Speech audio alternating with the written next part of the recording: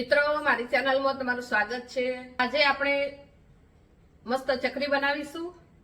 ઘઉંની ચકરી તો તમે બહુ ખાધી હશે, પણ આ ચકરી એક વખત જરૂરથી બનાવજો, એટલી સ્વાદિષ્ટ બને છે।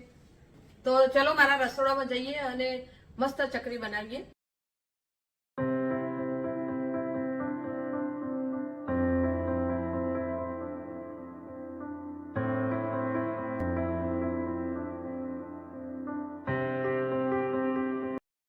અડદની ચકરી બનાવવા માટે એક વાસણ લઈશું અને એમાં 1 કપ ચોખાનો લોટ લઈશું। 200 ગ્રામ ચોખાનો લોટ લઈશું।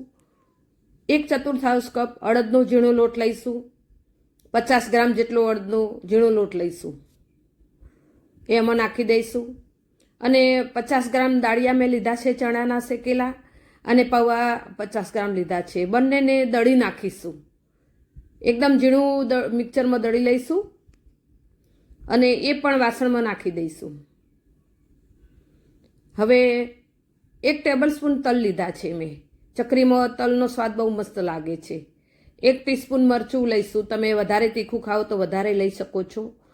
1/2 ટીસ્પૂન હળદર નાખી છે, સ્વાદ પ્રમાણે મીઠું, અને મેં 1 ટેબલસ્પૂન મલાઈ લીધી છે, તાજી મલાઈ નાખી છે, એનાથી ચકરીનો સ્વાદ બહુ મસ્ત લાગશે।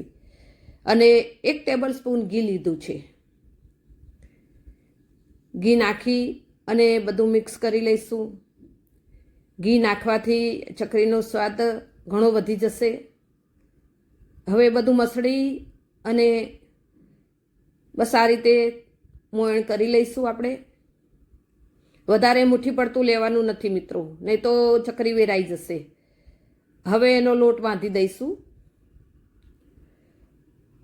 ઘીવાળો હાથ કરી અને કેળવી લઈશું। રોટલી જેવો લોટ મિત્રો બાંધવાનો છે તમારે। બધો બરાબર મિક્સ કરી લઈશું અને મસળી લઈશું। આટલો પોચો તમારે રાખવાનો છે। હવે આને ઢાંકી અને 10 મિનિટ રેસ્ટ આપીશું। હવે એક સંચો લઈશું સેવ પાડવાનું, અને એને તેલથી ગ્રીસ કરી લઈશું। અને ચકરી પાડવાની પ્લેટ લઈશું, એને પણ તેલથી ગ્રીસ કરી લઈશું। હવે લોટને પણ 10 મિનિટ થઈ ગઈ છે, તો એને સંચામાં આવે એટલો લોટ લઈ લઈશું અને સંચામાં ભરી લઈશું। મિત્રો તમે મેદાની, ચોખાની, ઘઉંની તો ચકરી બહુ ખાધી હશે, પણ આ અડદનો લોટ નાખી અને તમે બનાવશો તો બહુ મસ્ત ચકરી તૈયાર થાય છે। પૌવા અને દાળિયા અને અડદનો લોટ અને ચોખાનો લોટ, મસ્ત સ્વાદિષ્ટ ચકરી બને છે। આ રીતે બધી ચકરી એક પ્લેટમાં તૈયાર કરીશું અને એક બાજુ કડાઈમાં તેલ મૂકી દઈશું ગરમ થવા માટે। આ ચકરી જરાય તૂટતી નથી, તમારે જેવો શેપ આપવો છે એવો તૈયાર થશે।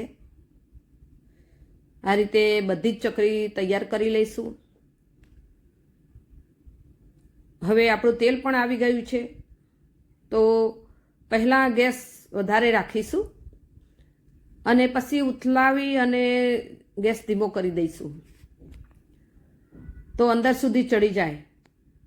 એટલે પહેલાં ગેસ વધારે રાખી અને ચકરી નાખી અને થોડી થવા દઈશું। હવે ગેસ ધીમો કરી દઈશું,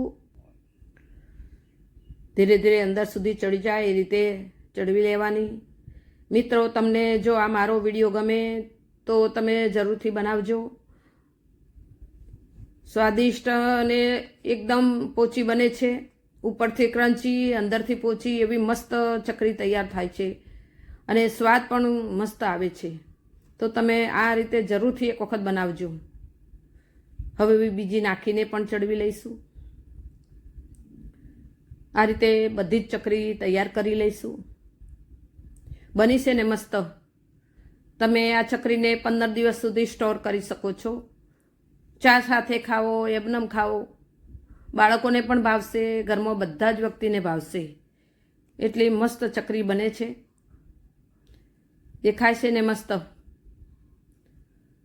મિત્રો તમે જરૂરથી એક વખત બનાવજો.